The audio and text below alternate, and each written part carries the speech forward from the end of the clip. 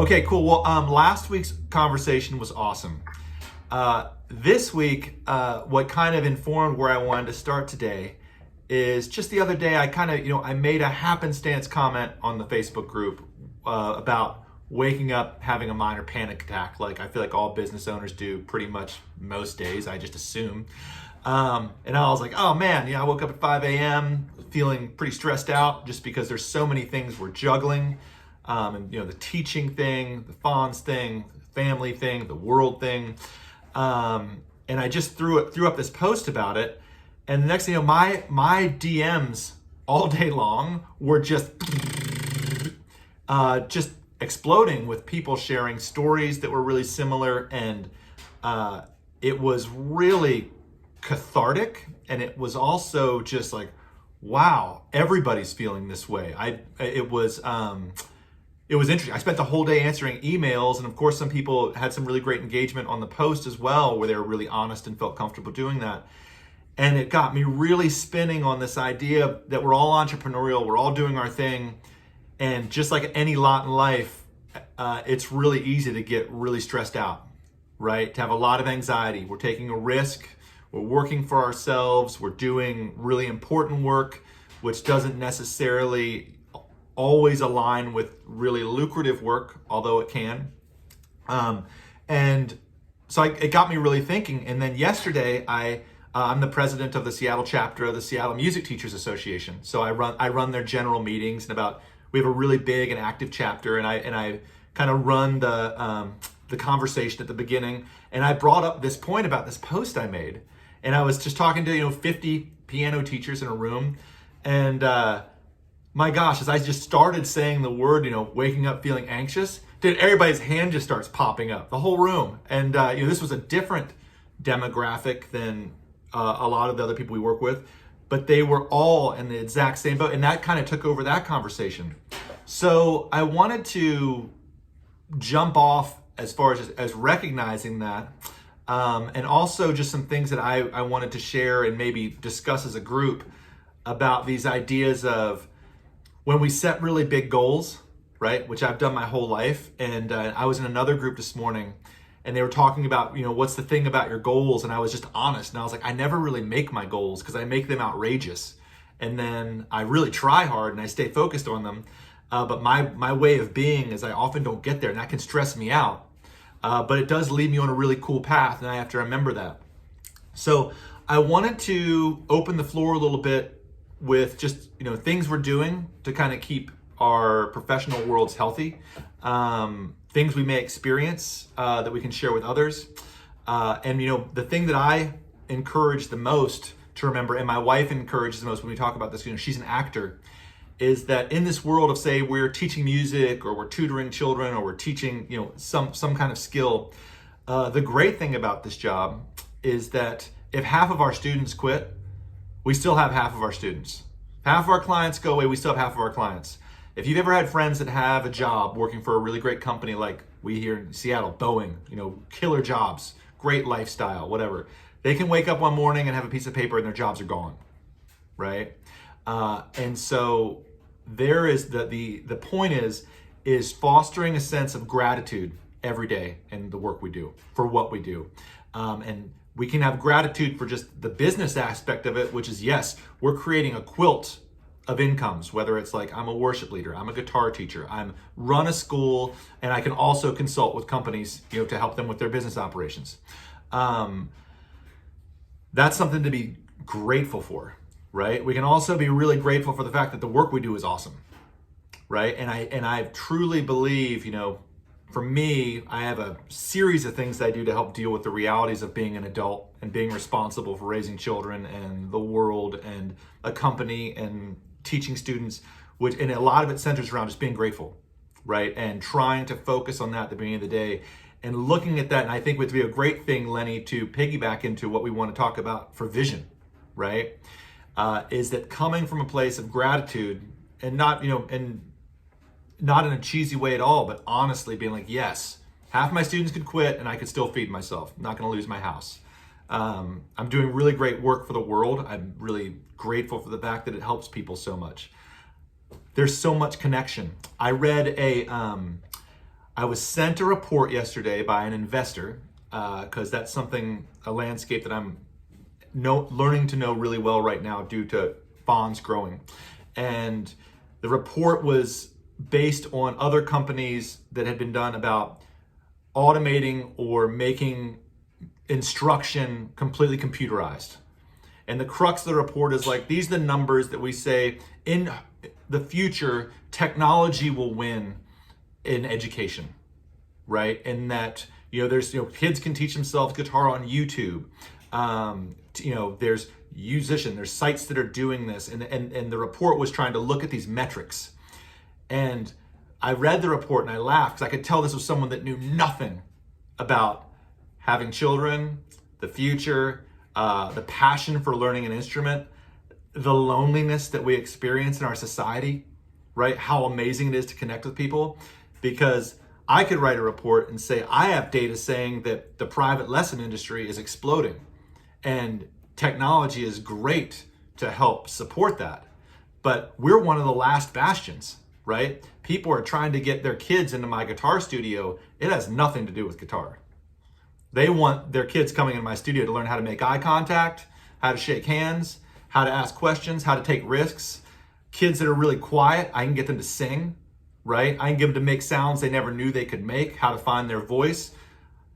Teenage girls, how to stand up straight, right? And speak with an authoritative voice and not end their sentences in questions. Like, this is not going away. And so I am very grateful for that. I was grateful to get that report and to read it and be like, okay, great. That's, whatever. Take what you want to from that data set that you're looking at. I have a different data set, that the work we're doing is really important. And if I can wake up and I can meditate on that and center myself from being like, oh my gosh, how am I possibly going to pay my mortgage?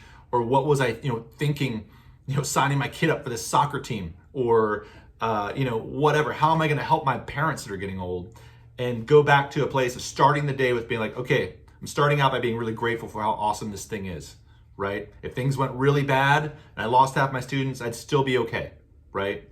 And then build my day from there. So, of course, there's all kinds of things we can go into, but I was wondering if anybody else would want to just take a moment to, I'm sure, Angie, you have a lot going on running the thing that you run, or if anyone experiences similar things or just had something that helped them. Sure, I'll go.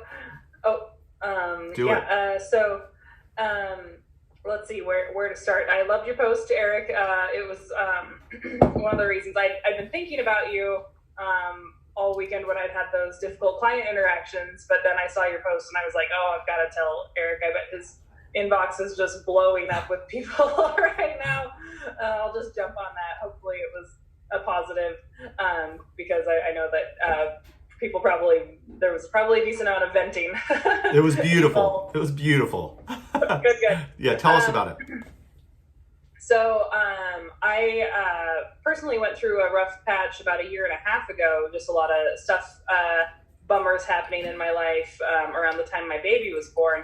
And a lot of it was outside of my control. And all through that whole process, I'm, running my business, and it's the sole source of income for my family. So it was pretty, you have to kind of compartmentalize. You've got to focus on the work that you're doing, but then in your downtime, you have to process all the stuff that's happening around you. And I have to, keep 2 kids alive and have a healthy relationship with my partner.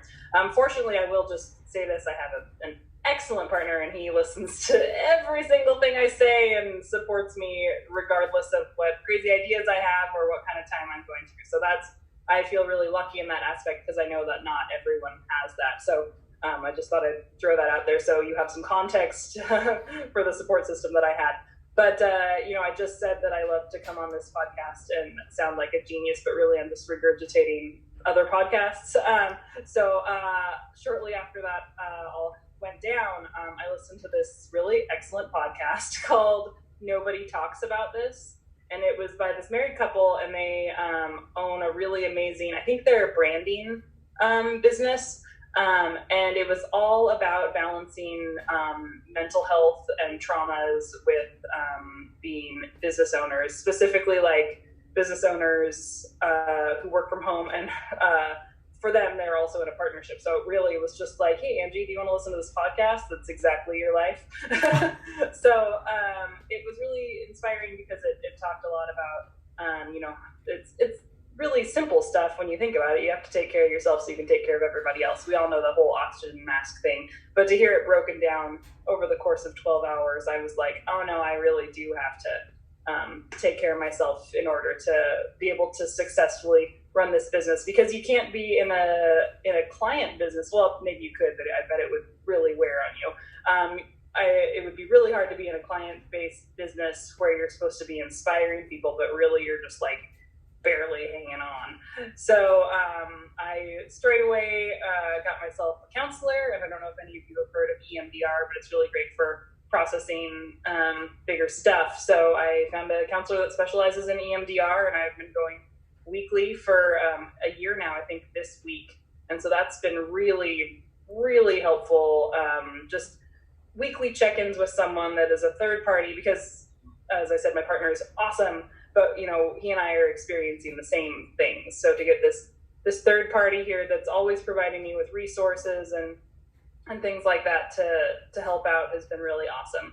And also I have my degree that I do not use is a degree in health promotion. So I always thought that I would be in some kind of helping, like health field, like employee wellness or some kind of nonprofit where I get to preach about health all day and live a healthy life. But it turns out, as a business owner, you're just kind of hanging on day to day sometimes. So it's funny to be in this weird spot where I have to, like, it feels like I have to pay someone else to tell me the things that I should already know. But really, I know that I just need to use these resources so I can prioritize myself, so we can, make money and be successful, and also bring this positivity to our student interactions that we know that they're there for. Like you said, Eric, we're not here because we're necessarily like the best musicians, because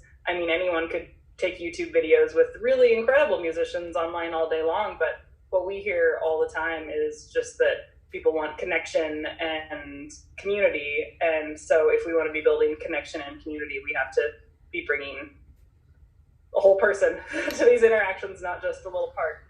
Yeah, so you're taking care of yourself is almost a business expense to keep your business going. Yeah, absolutely a business expense. And I think you talked maybe a few weeks ago, or maybe it was Rob Hampton. Someone was talking about outsourcing some things, like Rob Hampton with the dishes. So over the past couple years, my partner Marcus and I have really been identifying things that we don't want to be doing, or things that are big time and energy sucks, and have been outsourcing them. So we hired cleaners a few years back.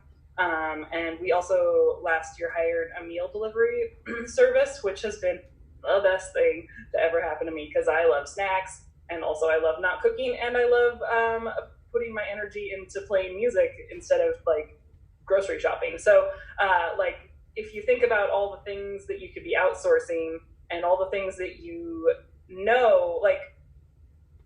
want to be using these specialists to be helping you, right, in anything. So why not have someone come in and knock out your cleaning? Why not have someone bring you your meals? Why not have someone be like, hey, Angie, I'm going to keep you accountable for your mental health, so you can specialize in the thing that you should be specializing in. So to prioritize that time for me was the hardest thing. It wasn't even the money, but every part of our day, we have to be thinking, like, is this, well, maybe not every part, but is this something productive? Like, if I'm taking care of my mental health, then I'll be that much more engaged, when I'm like building a website for this new product I want to be offering. I'll be that much more engaged when I'm teaching my classes. Like I can have that much more energy to do the things that I want to be doing and having more healthy interactions.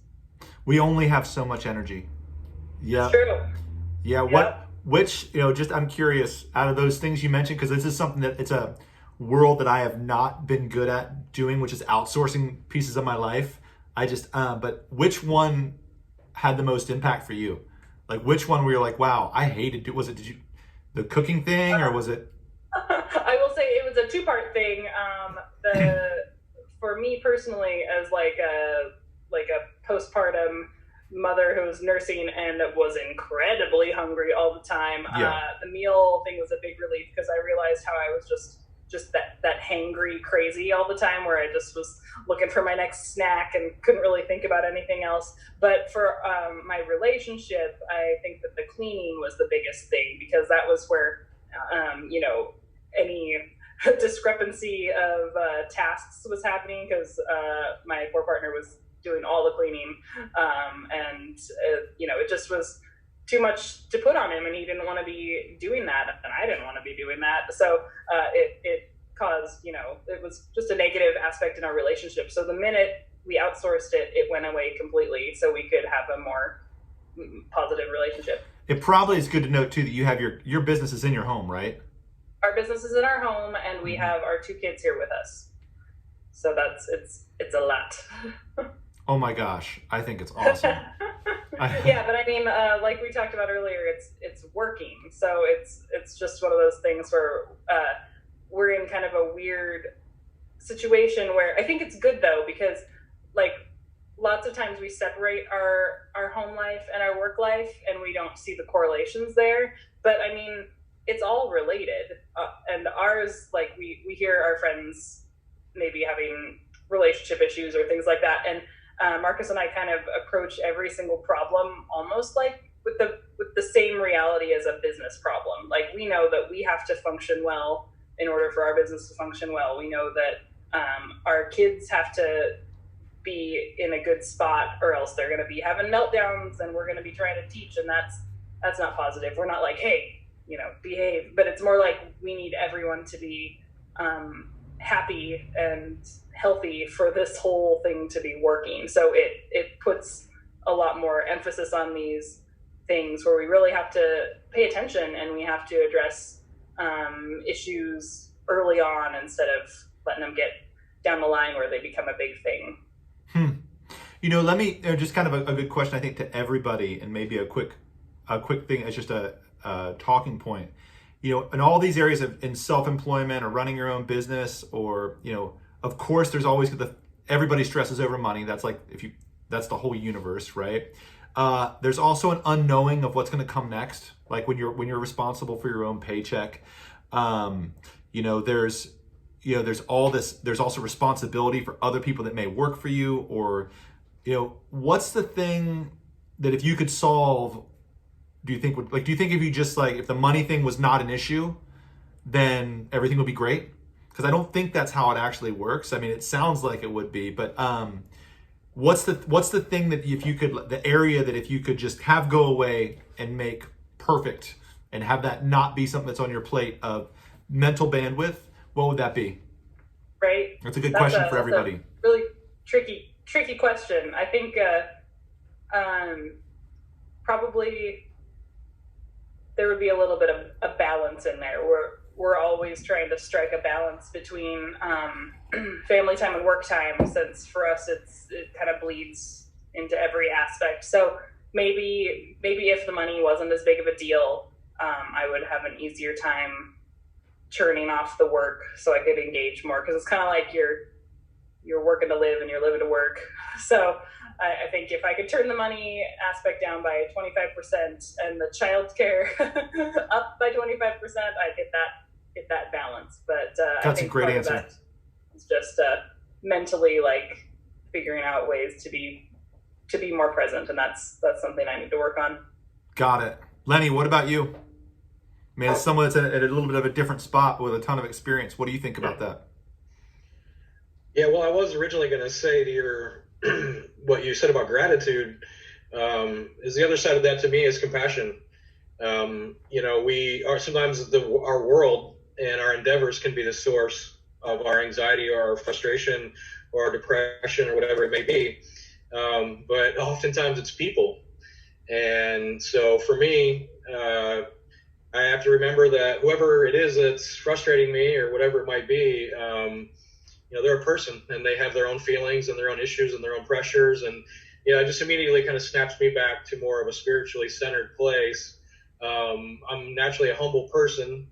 I grew up with a grandfather who was a reverend, and Cool. grew up in the hills of Kentucky and was baptized at the age of 16. And instead of becoming a bootlegger, he became a preacher, and he used music, throughout his life in the jails and then the old folks' homes, and to bring people some kind of sense of joy and spirituality, and to see him manage his emotions and how powerful it was for him to be spiritually centered and the compassion that he had. It always worked for me, and it was like I didn't get to that place. I can never catch up to him in that sense, that he was so centered and so even keel and, so tuned in. My emotions felt a lot more like a thunderstorm, when they would come. And so it was really the compassion, and the gratitude is almost like your muscle that you can develop that helps you, stand up to these moments. But I think for a lot of what you guys are going through, I relate to it, being the director of training in a company, a huge, competitive, successful company, that everyone expected something from me, but I was the only person in my department, and I had to go out into 26 different locations and use my trainers and my managers to accomplish things. And you can imagine that can be frustrating, and that can be challenging, and emotions can be toppling to what you're trying to accomplish. So above all, I think you have to sometimes be compassionate to yourself, and I think that kind of relates a bit back to what you were saying. And as it comes up in the discussion with vision, it was really something that was a super healthy exercise to me this week. So I'm excited to just share anything that people are interested in. But by the time you had made your post, my vision building exercise had already kind of solved a lot of the feeling of anxiety and kind of being a little bit lost and spinning my wheels. So I was already kind of like enjoying looking back on the experience that I'd had, because I'd overcome it and I'd come out in a better place, so that was all because of last week's chat and spending some extra time with Andrea on Friday, watching the replay. There's so many things that Angie says every week that, I honestly watched the replay just to make sure I didn't miss anything that she said. The niches and the riches, that was a huge thing, that it became a raw nerve for me, that I hadn't taken that step forward, and I hadn't committed to that, and I hadn't developed my thought process and my brand and my, I was still flip-flopping on some of those things. And so that really drove me to this whole thing. And I just turned back to Jim Collins, who is, someone, I don't know if you guys know who Jim Collins is, but in the corporate world that I come from, there's a book called Good to Great, and there's a concept called the hedgehog concept. And basically, without getting too deep into it, it's the idea that, what you're passionate about, what you could be the best at, and what is financially rewarding can all intersect into one place. And that's kind of how a company can really find the one thing that they can be great at, and build a successful company. So let me know when you want to kind of transition into some of the vision building. I'll be happy to share with you guys some of the things that I did this week. Oh my God, Lenny. Well, I think now's a great time to do it. And what a great thing to share, man, about your grandfather. That's such a cool story. I have to, if I could, before I jump into the vision building, I would love to hear what Josh has to say, because what it's making me thinking about, he's doing that every day, right? That's his day job, is he's going and kind of helping people just in life. And I'm sure that anxiety and emotions are a good part of that. So I don't want to miss the opportunity to hear what Josh has to say about your topic that you started with. Yeah, man. It definitely is a different weight to dealing with people versus tasks sometimes in your business. So I used to own a coffee shop too a couple of years ago. So I relate to, most of you guys that are full-time kind of related to Angie, just the craziness. And I cannot imagine having more than one kid, because I just have one little 8-month-old right now. So I know the stress level is just like, oh my gosh, plus everything that you're doing, it's crazy. But yeah, and I mean, in the church world, it's just a different kind of weight to it, because you're dealing with people's lives. Like I was talking with my pastor this morning, and there's a couple going through a divorce, and we're trying to figure out how to minister to them and do things. So it's a different weight to it in that sense. But I mean, so it all does start with the same, like, kind of, I don't know, morning routine or intake, or just trying to help out your own mind and your own soul, basically. So one thing that I do is lately I've been trying to do is join what they call the 5 a.m. club. And that's just wake up super early, having a good hour or two to yourself. Is that you too, Nathan? So I know a lot of successful people do it, and I'm like, well, something's working for them. I'm going to try it. So the last probably month or so, I've been trying to wake up at 5. I don't like work out for like an hour, but I'm like, let me just stretch for like 5 or 10 minutes, get my blood going, get my brain working, and then I'll read a little bit, and then I'll just start getting some work done that I wouldn't get done otherwise, because my daughter usually wakes up around 7 a.m. or so. So I know I have that little window of kind of me time, but I know if I don't do that, then the rest of my day is just, I have straight up adult ADD, and most people joke about that. There's ADHD, there's ADD. I didn't know I had ADD until I got married, because my wife is a nurse practitioner, and she just noticed that I just, half of this is being a guy, just not really paying attention. The other half is like, I just couldn't focus because my mind's just all over the place. And so she's like, have you ever been diagnosed with ADD? I was like, no, but that would make a lot of sense. So anyway, she took me to the clinic, and sure enough, I took this little test thing, got diagnosed. Now I take little pills every now and then that help me focus. And anyway, all that to say, like, my mind, even right now as I'm talking to you, you're probably like, dude, he's all over the place. But that's how my mind kind of works. So one thing I do, I grab my book. You're all talking about gratitude, and it is super, super important. There's a book that I use called The 5-Minute Journal, and it's just simply, it starts off every day the same. It's write 3 things that you're grateful for, then write down 3 things that would make today great, and then 1 kind of self-affirmation. And then the bottom part is just, what were 3 things that went great today, which typically match the things that would be great, because your mind's already thinking about that. And then the very bottom is like, what's 1 thing I can improve? So I usually take 5 minutes a day to try to fill that out, and then also have like a little productivity Moleskine thing that kind of helps me. But that's the way I have to do it, because if I don't, man, everything's important, And so I've got to really prioritize my mind, what's important. But anyway, I'm trying to figure out a way how to come back down to, Lenny, what you're talking about. But I know a lot of it does come from starting off the day with just kind of your own personal quiet time, you time. Otherwise, you're not going to have enough energy for anyone else during the day. Yeah, and I think too, it's like at the end of the day, like the work where it all comes back to the idea that when we're old, when we've done this, when our careers are over, we're gonna feel really good about the work we did, right? And hopefully, our work won't have taken us away from the other important things of life, like being with our families, spending time with friends. That's always the danger of people that are successful when you interview them in their golden years. Is that there's an intersection of those 2 things of meaningful work, having impacted a lot of people's life. Lenny, I love how you bounce into like the realm of compassion, right? And that you have someone in your mind which is your grandfather, that you hold on to as someone you're trying to live up to, right? Into someone that's a rock. And that's something you see across the board with so many people that can hold it together, and that can stay focused on doing good work even when things are hard, and just managing through the storms of life. So I really appreciate you sharing that. Do you want to talk about a little bit about what you were talking in the way of a vision exercise, Lenny? Because I was interested in that. Yeah, so Jim Collins, I certainly don't mean to take credit for someone else's brilliance, but this guy has saved countless companies from themselves, really. When you think about it, what it takes for a leader and a group of people to achieve a common goal. But really, there's 2 parts to the vision building. Part of it is, what he calls your core ideology, which is really your focus plus your strategy. So, just the exercise of sitting down and really trying to answer some questions and developing what is your core focus is like an amazing exercise. And it comes down to 2 things. One is your purpose, which could also be your cause or your passion, and your niche.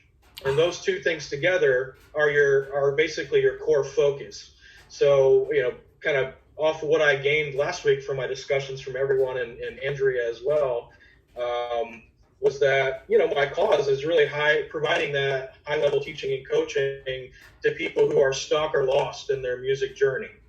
And my niche would be, the younger people, the middle school, high school students who were either forced to pick another instrument or are in a group class and they're not going anywhere, or maybe they just have a guitar and they just don't pick it up and use it, whatever it might be. So that, I think is pretty much my clear focus right now. And that all feels super authentic to me, and I'm super passionate about every word of that. So can you repeat it? It was a good exercise for me to go through. Can you repeat? Can you talk about your passion and your niche again? Just say it back to us one more time. Sure. My purpose. Your purpose. Passion is providing high-level teaching and coaching to people who are lost or stuck in their music journey. So that arcs over a lot of different demographics. But ultimately, that's my passion. I experienced that as a middle schooler when they took my guitar away and made me pick a trumpet or a clarinet. And I experienced that when I got my guitar back as an adult and I never got a teacher. And every year was just a series of dead ends. And it took me decades to develop a passion for learning for myself to overcome that, So that, really comes down to your core focus is your purpose and your niche. I have a question for you, Lenny, actually, about your exercise with developing, that vision. That when Eric had you repeat it and you said it in that simple phrase, is that something you've worked out like on paper to actually have it, essentially like codified just like that? Yeah, it's kind of scary, but I have about 8 pages that look like that, where I've just started out on Friday with Andrea and really wanted to kind of think through what the pain points of my targets were. Are you stuck? Are you lost? Is your kid not happy with their music journey? Those kind of things. And it just kind of developed from there. And then it just dawned on me, like, I've done all this before, with executive teams in my corporate world. And I just kind of pulled out my Jim Collins and started, rolling on the vision building. Does that answer your question as far as kind of how I stumbled across? I probably have 8 pages of notes where I've kind of thought things through and then, reorganized it. And then eventually it just morphed into like a full-on exercise where I kind of laid out specific things that I could go back and fill in as almost like a workbook, Yeah. myself. Yeah, no, that totally answers my question. I asked because I have like this big background in nonprofits. And so like that whole thing is like, get your mission statement, get your vision statement, and then, refine it every year, make sure it's not too long, but make sure that you, as, even if you're not, you're a private entity and a for-profit business, that's cool, but make sure you have it codified as to who you are, what you're doing, who you serve, and what tangibles can come out of it for those people. So that's really awesome that you've like struck on that so well. Yeah, a lot of this is intended to kind of give a group of people synergy around one thing, but I found it to be just as useful for myself. That, I need that for myself, and eventually I will have a team of people and this is going to benefit me. But, I find it to be a lot more enjoyable when you're at the beginning and you're finding your own way rather than, you're on an executive team with 10 other people and everyone's struggling, to kind of get on the same page. That's not necessarily a fun, exercise, but this has been absolutely amazing. And, so to kind of pick up from there, the core focus then directly ties to your marketing strategy, which is your target list, whether you have one or multiple targets, 3 unique things about your business that really super define you to your target, to your market, your proven process, which I kind of worked out for me would be what happens in a week from the lesson to the practice regiment to maybe a follow-up online video lesson to the performance, or whatever it might be. So, if it was a restaurant, it would be from the time they made the reservation until they paid their check. So your proven process is kind of like one complete cycle for one of your clients or students. And then your guarantee, and this is where I totally stole from Eric last week. My guarantee is producing better humans. That's the one guarantee I'm willing to make. So, that together is my focus plus my strategy. The second part of it is what he calls your envisioned future.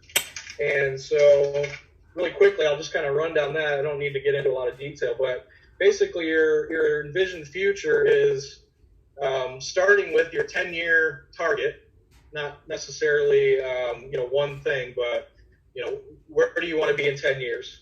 So for me, it was really easy to say, in the 2020s, I want to make $1 million in revenue. I want to be publishing a guitar magazine, and I want to perform on stage at Blues Club. Those are my kind of 10-year target of. You would find me to be probably the happiest person you ever met if I achieved those things in the next 10 years. So, and then you kind of get to your 5-year target, revenue, are you going to hire more people? Are you going to set the standards, in your market? Those kind of things. Or what's your curriculum going to look like? 3-year picture. What are your measurables? Which is something I know Eric brought up a couple weeks ago that we could probably benefit from talking about a lot more. And then it really gets to, how you run your business. You have a 1-year plan, which is revenue, profit, measurables, your goals for the year, all those kind of things. But then we get, and I use this actually in practice for a couple of years with an executive team. Your quarterly goals are called quarterly rocks. And so everyone gets like 3 or 4 rocks every quarter. And those are the 3 or 4 things that you absolutely have to come through on for the team. And everything else is handled on a weekly basis, and we just generate an issues list. So a lot of things, if you can imagine, you sat down and you thought about, what are my issues right now? So then at your weekly meeting or whatever, you decide which 2 or 3 issues are we going to make weekly goals or weekly problems to solve. And so you're always working off like a kind of a short-term issues list, picking and choosing the areas that you want to, solve or address. But those quarterly rocks are like money in the bank for the end of the quarter. Those are things that have to get done, that always get done. So that really is kind of your envisioned future is all these great long-term, goals and all these measurables, but then how do you also operate on a weekly and a monthly basis, and how does that play into your annual, goal of where you want to be at the end of the year? So that was kind of the exercise I went through as far as your focus and your strategy, and then how that lines up with your envisioned future for your business. Interesting. Hey, hey, Josh, you have to go. I think you have a lunch you have to be at, don't you? I do, guys. Yeah, it's almost about 10 minutes or so, but yeah, it was really random jumping on today, and thank you guys for having me. So good to meet y'all, and I'm trying to make it a priority to start making these as often as I can, so we'll definitely see you again. Oh, man, it's great to meet you, Josh. Have a great day. Thanks for stopping by. We'll see you soon, buddy. All right, bye. So, Lenny, there's some really cool stuff there. I have a couple questions. Is a quarterly rock, would that be like a goal, like a revenue goal, or would it be like accomplishing something? Like, what does that exactly mean? Yeah, I think if you can imagine, you have a manager meeting with your team, mm-hmm. and you guys have some important things that that you need to accomplish for the next quarter. We'll be looking around at your team and saying, Nathan, I need you to develop the software package for this project, and Jimmy, I need you to make sure that all these things have been reviewed and are ready to go for our launch, in March. Or, Got it. It's not so much like, generalized thing, like, let's go raise our revenue. It's more like, this is your project, and then it's up to you to go out and put around a team of how you can achieve that. So, I would get my rocks, and then I would go to my trainers and my managers and, put together kind of a little Avengers team. How are we going to do this? It's kind of almost, something that we all help each other with our rocks, but ultimately it's on me. My rocks are my rocks. So just imagine this. Angie, did you go to music school? Yeah, you did, Nathaniel, right? You did undergrad in performance? Yeah. I hear this stuff and I'm like, imagine if we would have learned this in music school.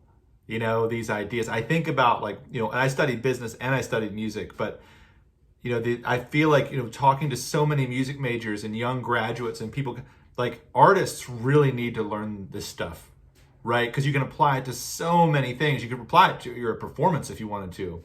But man, I was so stuck in the idea that and I came from an entrepreneurial family, but I studied business purely as a backup when I was younger, because I was so convinced that I was an artist, and that by thinking about these kind of things about growth or anything to do with teams and money, that it would somehow sully my creativity, which in fact has nothing to do with that. And as you get older and you really you read about the Picasso's business ethos and how absolutely dedicated he was to it, and then more and more creatives, you realize, the ones that make it, yes, they have these kind of things intrinsically built into them.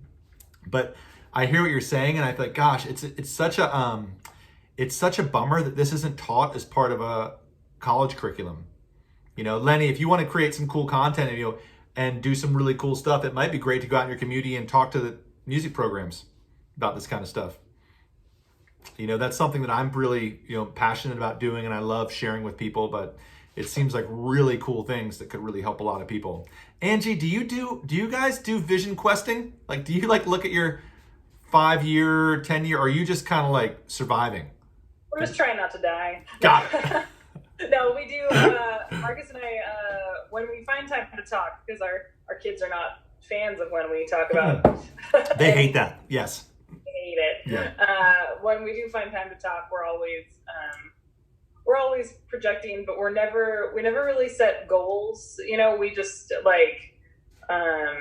we really try to game out. We'll have an idea and we'll kind of go with that idea for a while, and then we'll reflect, and then we'll say, well, what will come about with that? We have this big idea to renovate our garage as a rental space. You might have seen that on Facebook. And then we kind of just jumped at this grant opportunity. And then I realized that if we did that, then I would be just put back into this management role where I would be then managing all these other teachers. And that's not something that I necessarily want to be doing. So then, because we were like, well, if that worked, then what would, because it would be very expensive. So we were like, we'll plan that out. But when would we start getting returns back? And then we gamed that out. And then we were like, but then how would we feel? So we just we'll have an idea, and then we'll work through it. And then we'll be like, okay, scrap that. We're going in this direction, and we'll go in that direction until it stops serving us. And then we'll pivot. So we're pretty fluid, I guess. And we just have more check-ins about how we're feeling than hard goals. I guess the only goals we have is to be able to pay our mortgage for a year. So we try to have that amount in our annual students. We try to hit that benchmark. So if everything else fails, we can ask, friends and family for money, but at least we can, pay the mortgage. So that's pretty much our only goal. Got it. Do you, let me follow you up with a question, because I think this is a good one, because you're in a spot where you're packed, you're really busy. If I threw out the question of what's one thing, if you look at the last 10 years of your life, or the you of your early 20s to now, what's the one thing that was really important to you then, or important to you now, that you wish you were doing more of, or that you wish was more into your fabric of your being? I think this might be kind of an odd answer, but confidence. Every time we've made a decision, I've just felt so fearful or insecure in every decision that we've made. And for the most part, statistically, the majority have worked out. And even if they've failed, they've rolled into these really amazing learning experiences, or we've been able to turn them, for every student that was a bad fit, we've been able to learn something and hone our message more. Or for every program that didn't take off, we've been able to get a student that was a really great fit for our regular program. Or everything we've done has worked out in some capacity. So to be able to tell myself it's gonna work, just stop flipping out all the time. Do you feel, Angie, do you feel like you don't feel confident in your space as being a music school owner in Boise? No, I think it's more just day-to-day feelings of insecurity is what I personally struggle with. And then big picture, I can reflect back and say it all worked, and that's amazing. And look at the vision that we had, and look at how it all played out, and even the swings and misses turned into something awesome. If I could go back and in the moment feel like, okay, we're going to take this risk and, we'll see what happens, instead of being like, oh my God, we're taking this risk. What if we all die? Just to have that kind of confidence, like it's just all part of the process. We're just going to continue rolling with it. And so I'm trying to, now that we have enough years under our belt and we can actually have a decent survey of, like our gut instincts have always served us well. And even if it hasn't, then we have been able to, actively move towards something good. We know that it's all working. So now I need to just trust that we can continue to keep doing those things, and it'll continue to be good. So I wish that I could have that, in the last 10 years, have that feeling then that I do now, and that I am actively trying to remind myself that I have. Right. That you're a fierce leader of a successful, Airs. I'm a Gryffindor, right? Exactly. How about you, Lenny? We have just a little bit of time left, but is there a piece that's most important to you when you're really, honest about that? Can you elaborate on the question just a little bit? Just when you're looking back, you're doing all this vision question moving forward, and I love, for you, maybe it's getting up and playing on a stage at a blues club. The thing you look back on your life that you're like, wow, now that I've had some experience, what's the thing that I wish I would have, made more space for, prioritized more? What's the one, if there's usually something pops up really quick for someone, right? Oh gosh, yeah. I feel like my entire existence is making up for lost time right now, but I can also look back and say everything I was doing, I'm totally using it now. So I just have to let it go, to be honest with you. But the one thing you're going to like this is I should have got a guitar teacher like 20 years ago. I mean, I can only imagine where I'd be if I wasn't spinning my wheels and noodling in endless circles, or learning a tab song and then not having any idea, the musical structure of it, or how to even play my own version of it. I was just locked into finger positions, or whatever. So having that freedom now is like, oh man. So, but Lenny, do you I have to let go, because I feel like sorry, go ahead. Do you have a killer guitar teacher? I've never had a guitar teacher. Do you have one now? No. Dude, get yourself a killer guitar teacher. It's so fun. Right? I know. So I have so much stuff that I'm working on right now that, I'm just developing a lot of my own original stuff and ideas, not necessarily composing music, but, kind of like, lessons, and methods and things like that. I watch a lot of YouTube videos, and I find that they just trap people. They trap people, the whole box thing, the heat map, the box. I mean, they have people playing scales, up and down the strings and not understanding how to have freedom up and down the fretboard. So I just feel like there's so much bad curriculum out there, especially on YouTube. So right now I'm just super passionate about empowering people with freedom. Yeah. Well, Lenny, I can tell you this. I can just, everything I've ever heard you say, I've had 50 private guitar teachers. I'm right around 50 people that I've studied with. It's my most favorite thing is to take lessons and learn, or to study with a cellist, it's just, I love these one-on-ones. And from everything I've heard you say nonstop since I first met you, I would encourage you to find an awesome teacher, even if you go every other week, because you'll get so much out of it. And, I think it's a great recommendation. If you're not doing it, you should, because if you've never had a private guitar teacher and you're wanting to go out in the world and make this your reason to be, you've never experienced the joy of having an awesome teacher that's just giving you their all. And I think it will really inform how you move forward. Yeah, I think it's telling of where my mindset is and the things you guys hear me struggle with. But I tried to get a teacher locally, and the only ones that I was interested in have waiting lists and don't even get back to me. They didn't even respond back to me. But I do have a piano teacher. Oh, cool. And she's super classically trained, and I do that every week. And it's teaching me everything that I don't want to be. It's snobby. It's don't do that. It's rock and music is boring.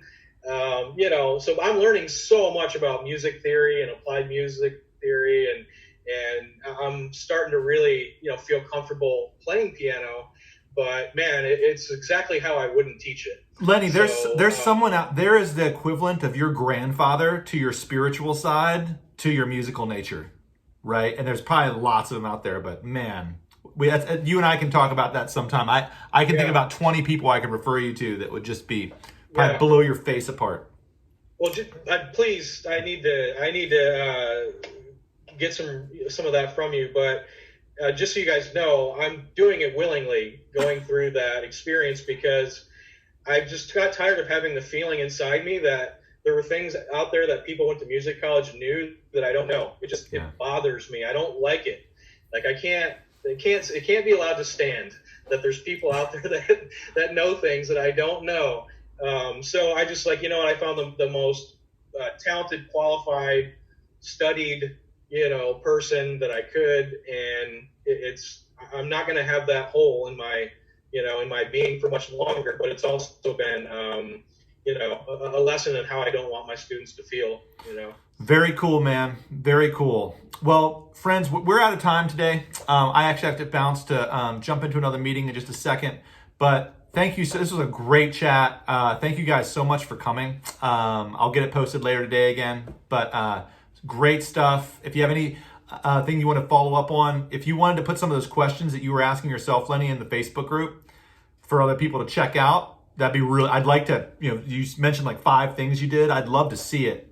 But when I put up that post, maybe you can put those in there and kind of add them to it. And title of the book too would be really cool. So anyway, we got to run. Thank you so much for being here. You guys are awesome. And I hope you have great days, and we'll see you again soon. Thanks, Eric. Thanks, Angie. See you, Lenny. See you, Nathan. Bye-bye.